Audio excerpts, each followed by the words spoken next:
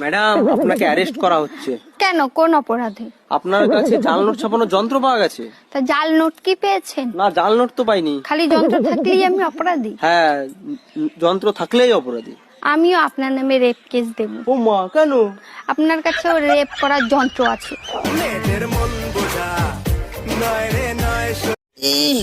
কানে কি ময়লা রে?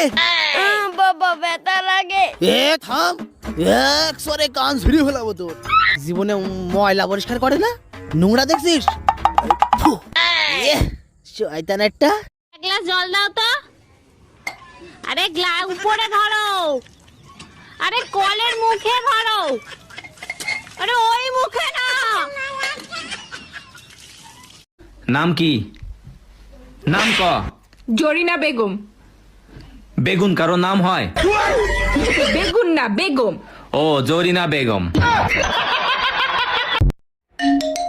হ্যাঁ সাগরদা, কেমন আছেন বলেন? অরুণদা, বিয়ে করে ভারী অশান্তিতে আছি, কি করব বলেন তো? আপনি এক কাজ করেন, প্রথমে মনের কথা শোনেন, তারপরে মাথার কথা শোনেন। ঠাকুরদা, তারপরে বউ যেটা বলবে সেটাই করবেন, দেখবেন শান্তিই শান্তি। মিষ্টি, একটু ফোনটা দে তো বাবু, তোর বাবাকে একটা কল করব। এই নাও মা। হ্যালো বেবি, তুমি আমার জন্য একটা লিপস্টিক, একটা কাজল আর একটা। বৌমা, কি করছো? এই তো মা, শুয়ে আছি। আজকাল দেখছি তুমি খুব টানা টানা কথা বলছো। পরশুদিনও বলবো।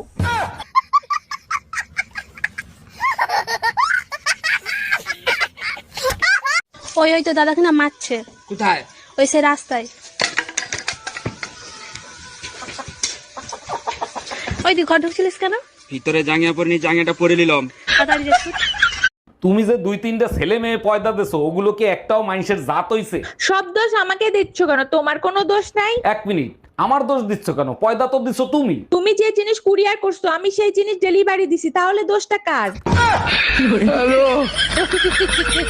কি হইছে? পাশের বাড়ি পিঠা বানাইছে, 3 বার গেছে দেয় নাই। আহারে, আরেকবার যাবো, দিলে দেবে, না দিলে না দেবে। আমারও তো আবার লোভ নাই। জামাই, একই দেখছি, 4টা বাচ্চা হয়ে গেছে, আবার একটা বাচ্চা নিয়েছো। আমি তো প্রথমেই বলেছি আমি গরিব হতে পারি, কোনোদিন তোমার মেয়ের পেট খালি রাখবো না।